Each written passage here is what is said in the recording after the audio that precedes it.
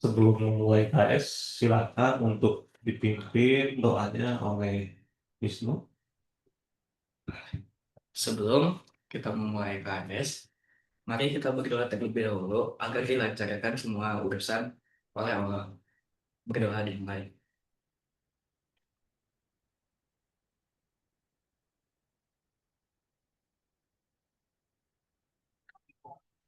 Hmm.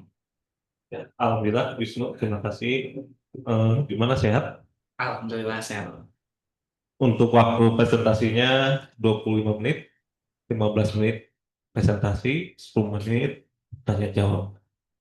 Silakan untuk memulai presentasinya.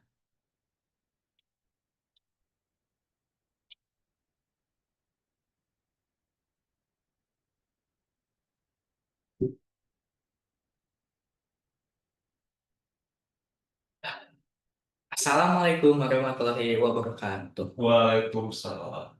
Perkenalkan, saya Muhammad Wisnu Prabajati, siswa kelas 7 semester 2 tahun ajaran 2024-2025. Di sini saya akan mempresentasikan KS dari pelajaran IPS, yaitu perang dingin antara USA dan Soviet. Nah, daftar isi di sini yang akan saya bahas pertama judul yang telah saya sampaikan tadi, kedua ada topik yang telah saya pelajari, yang telah dipelajari, ketiga ada latar belakang mengapa saya memilih topik ini, empat ada penjelasan dan isinya, lima ada sesi tanya jawab, dan enam ada refleksi. Topik yang telah dipelajari IPS di semester 2 itu, pertama, di sini ada ASEAN. Dan kedua itu ada sumber daya alam di bumi, terutama di Indonesia. Tiga itu ada geografis dan agronomis Indonesia. Dan keempat ada letak geografis dan agronomis di Bandung.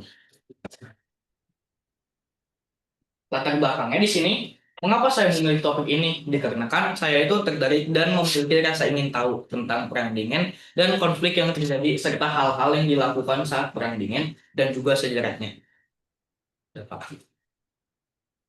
Nah, teori penyebab utamanya. Perang dingin antara Amerika dan Uni Soviet itu terjadi karena beberapa faktor utamanya itu ada di perbedaan ideologi dan persaingan untuk menguasai dunia.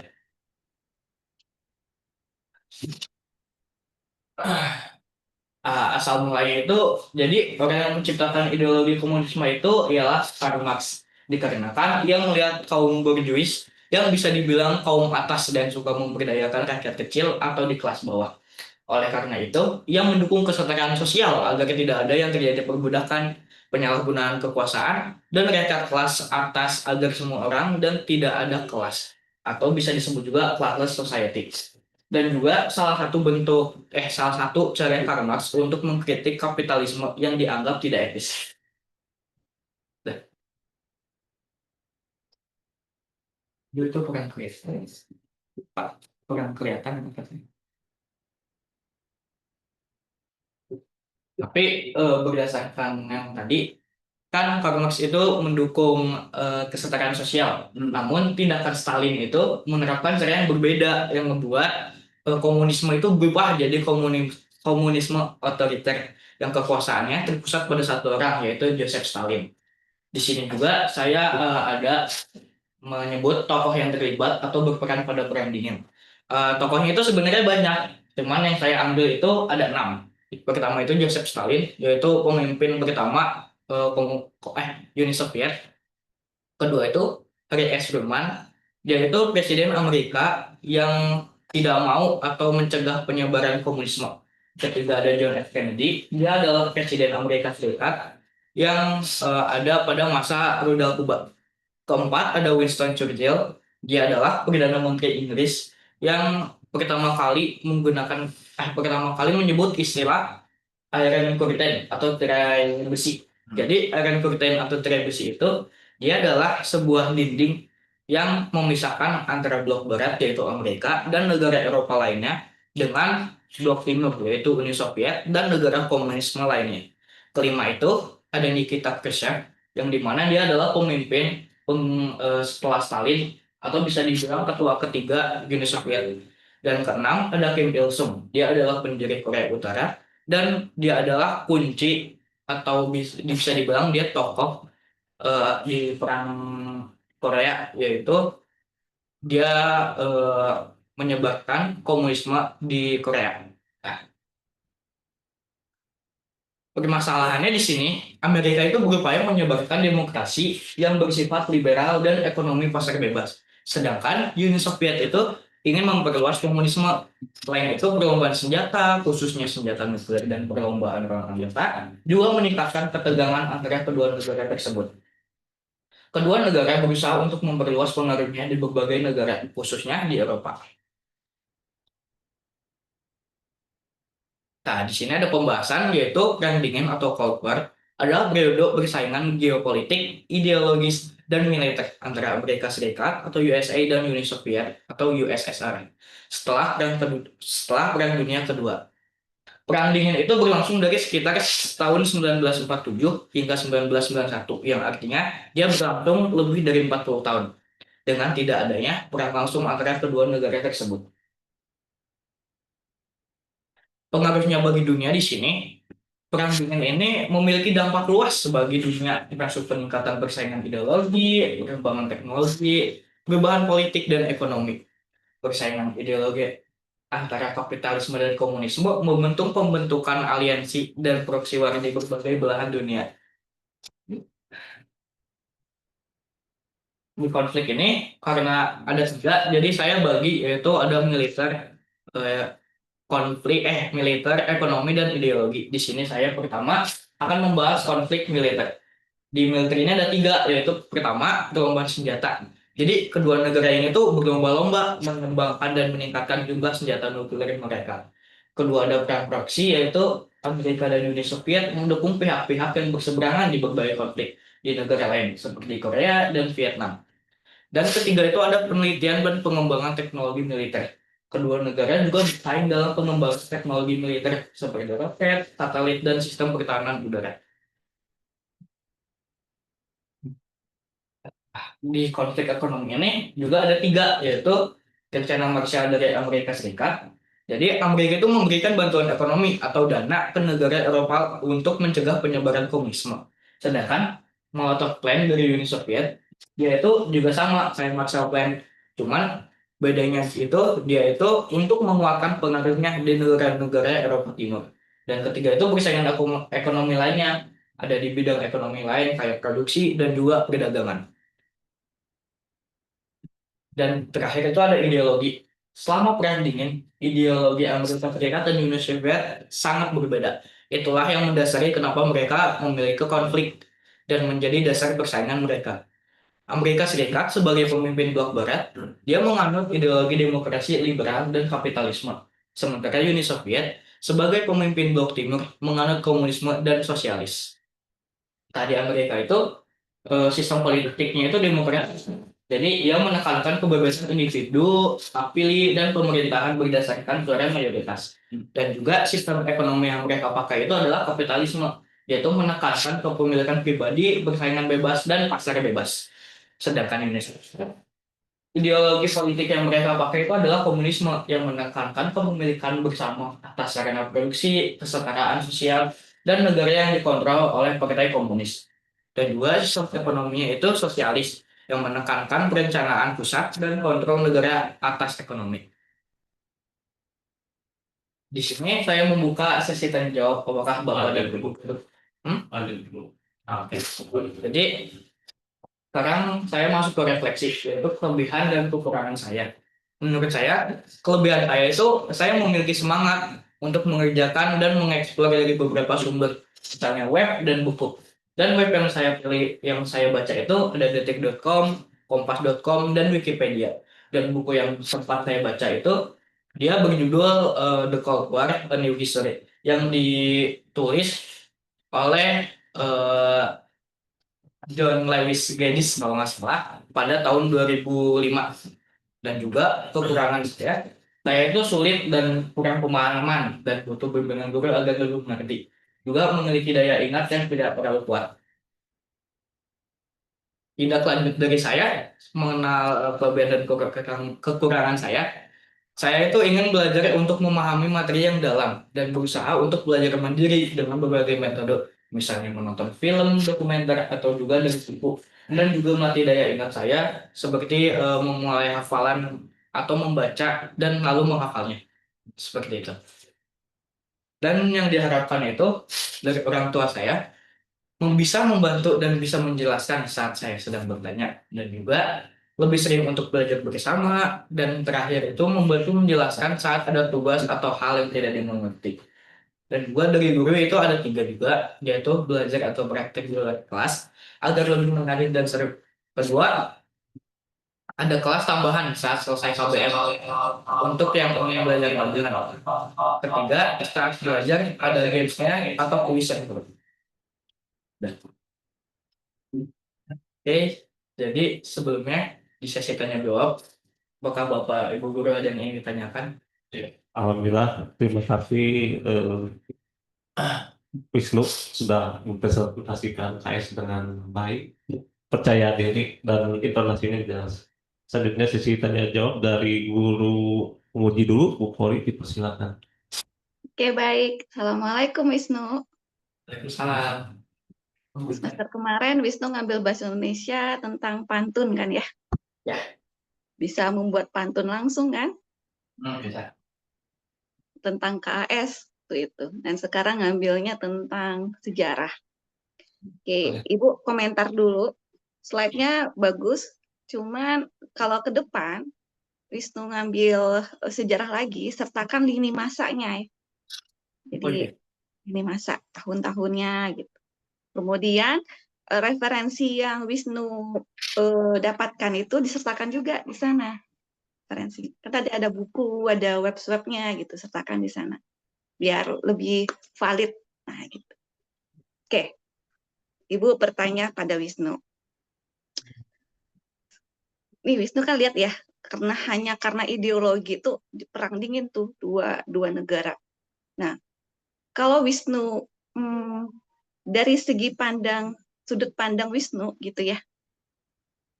Kalau Wisnu punya kebijakan tertinggi untuk seluruh wilayah negara, apa yang Wisnu lakukan untuk mencegah perang dingin tersebut? Jadi kan tadi saya punya kebijakan yang tinggi ya buat mengontrol semua negara yang ada di dunia. Jadi kan kalau sistem politik itu ada dua kan, liberal sama komunisme. Cuman karena kalau misalnya saya pilih liberal, pasti yang menganut komunisme gak setuju dong. Dan juga sebaliknya. Jadi mungkin di beberapa negara saya bakal pakai liberal, misalnya di Amerika atau apa, karena emang sudah apa ya, mereka kayaknya udah bisa gitu paham dengan sistem politik itu. Sedangkan kalau misalnya nggak setuju, saya itu harus mencari tahu dulu alasan mereka, juga solusinya untuk apa yang mereka tidak setuju itu. Apalagi ya? Eh, ada penjelasan lain nggak Bu? Agar kita paham. Itu berapa lama perang dingin tadi? Kira-kira? Dari 40 tahun. Lumayan lama, 40 tahun ya. Tunggu. Kalau upaya apa yang dilakukan oleh Wisnu sebagai punya kebijakan tertinggi yang ke depan jika ini terulang kembali gitu kan ya, dan Wisnu punya wewenang untuk mengambil kebijakan, apa yang Wisnu lakukan? Apa ya? Membuat aturan baru misalnya, kan ada kebijakan, pasti ada aturannya juga. Terus bisa juga dipakai dengan membuat undang-undang gitu. Mungkin antara dua, yaitu undang-undang dan juga membuat aturan baru yang mungkin semua negara bisa setuju. Cuman kan karena kalau misalnya semua negara setuju, nggak gampang dong. Maksudnya nggak semua pasti mau, dan juga nggak semua setuju. Jadi saya harus cari dulu solusinya di mana, dan lalu saya membuat peraturan berdasarkan kebijakan yang saya buat dan juga undang-undang yang mendasari peraturan tersebut. Sejauh mana Wisnu mengeksplor tentang perang dingin ini? Sudah puaskah untuk referensi-referensi yang Wisnu sebutkan tadi? Kalau dari yang saya baca, sejauh apa yang telah saya pahami itu, eh, dari yang saya sudah baca dulu nih, yang sudah saya paham itu, jadi penyebab utamanya kenapa, terus juga tahun-tahunnya, cuman beberapa tahunnya itu saya lupa, dan juga tokoh-tokohnya sama latar belakang kenapa perang dingin ini bisa terjadi, begitu. Iya, dan ideologi-ideologi ini juga kan merembet ke negara-negara lain ya, termasuk Indonesia. Ya, mungkin Wisnu bisa explore lagi ke depan kan ya. Baik, terima kasih Wisnu. Silakan Pak Risman. Terima kasih Bu Polri. Selanjutnya dari pembimbing Pak Islan. Baik, Assalamualaikum warahmatullahi wabarakatuh. Yang pertama, Wisnu ini presentasi yang baik, yang lengkap gitu, dan untuk solusi yang kampus ini bagus banget sih ya. Apalagi pas kita bimbingan kamu udah banyak eksplor ya, yang dampak-dampak dan mau ke plan Marshall dan masuk semua. Cuma boleh nggak apa ke slide slide awal-awal? Per slide aja Pak, biar kita bahas satu-satu Pak.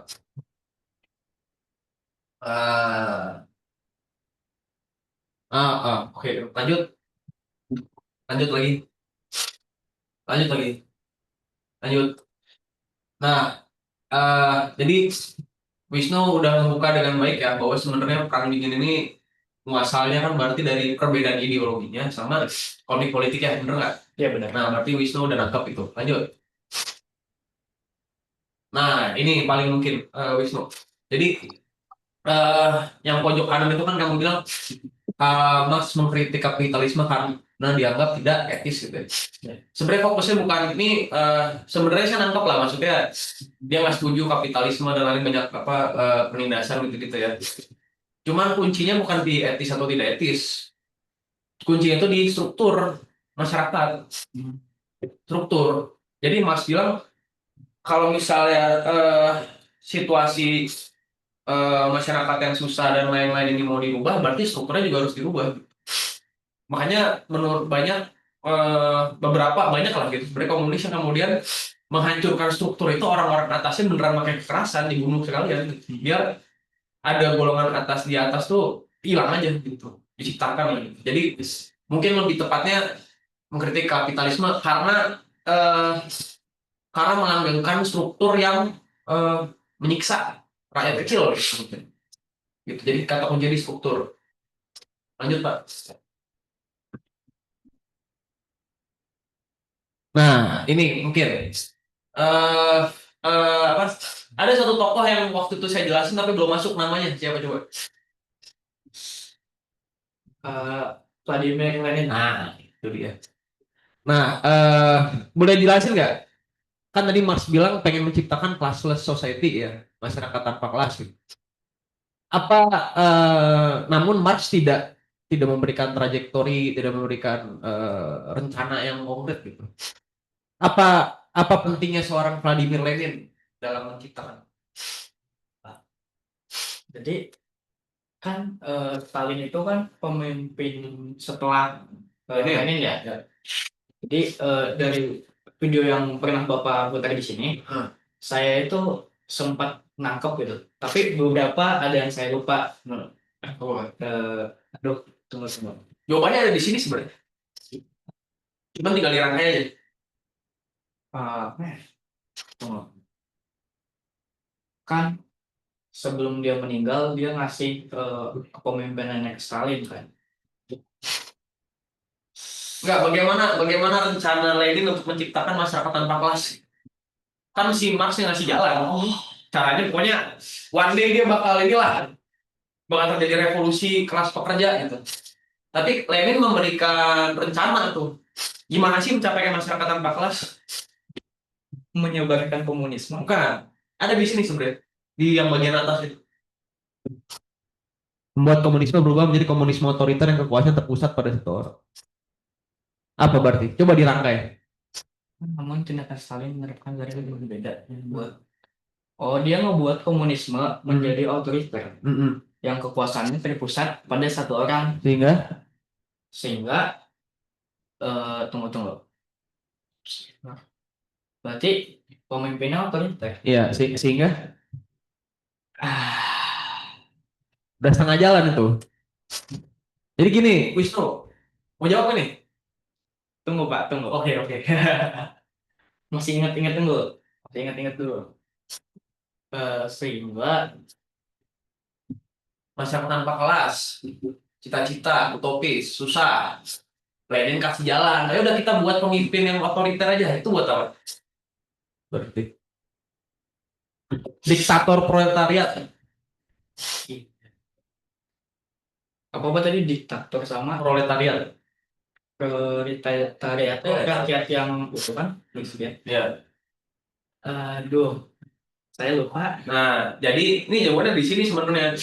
Jadi kan tadi saya bilang Marx itu tidak ngasih jalan ya, nggak ngasih rencana konkret. Nah, Vladimir Lenin harusnya dimasukin nih fotonya, mungkin harusnya lebih besar daripada Vladimir Lenin mungkin karena Marxisme Leninisme gitu. Nah, Lenin bilang untuk kita menciptakan masyarakat tanpa kelas ya, itu mesti ada pemandunya, gitu. Ada gayatnya gitu. Nah, gayatnya adalah pemerintahan yang diktator, yang dari proletariat. Makanya yang di sini aku tulis komunisme otoriter yang kekuasaannya terpusat di satu orang.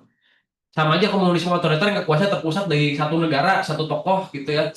Tapi tujuannya apa? Otoriteran itu untuk agar kita bisa menggerakkan bersama-sama terciptanya masyarakat tanpa kelas. Karena kalau bisa dibiarin aja nggak akan tercipta gitu menurut kalian gitu. Ya, lanjut lagi Pak. Nah,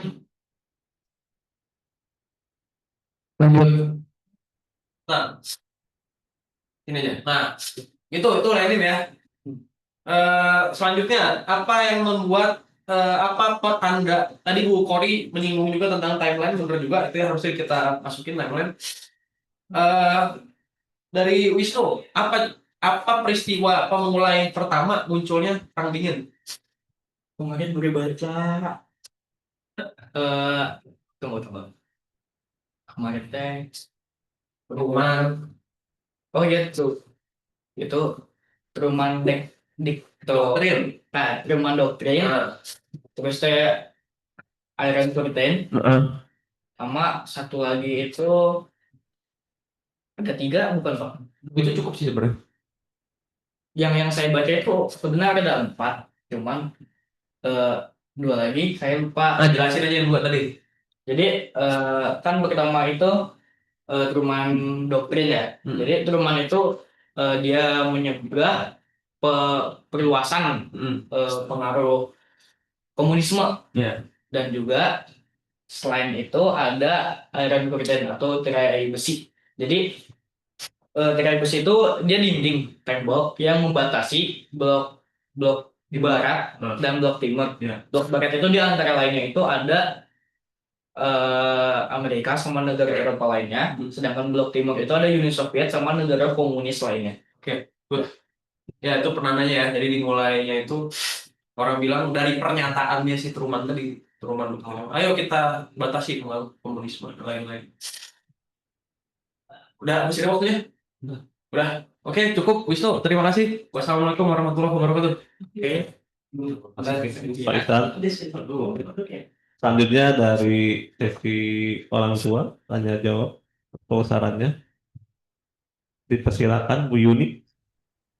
Bisa. Baik, Pak Rusman.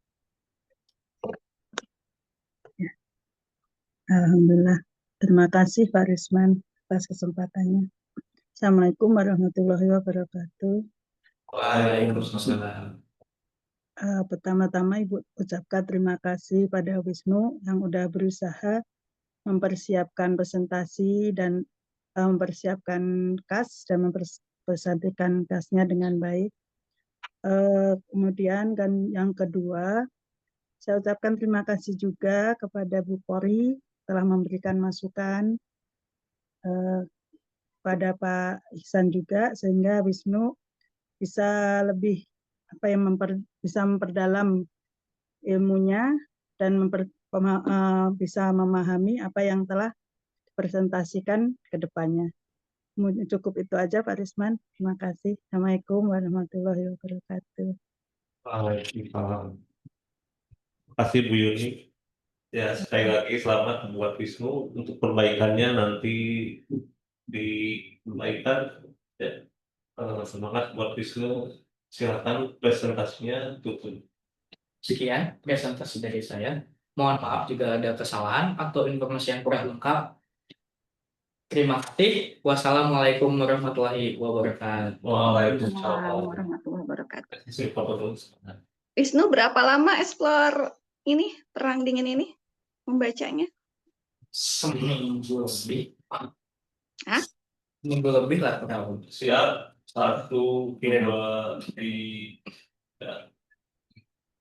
Wih, mantap. Keren, Wisnu. Selamat ya. Selamat. Orang nama Vladimir Lenin. Itu kan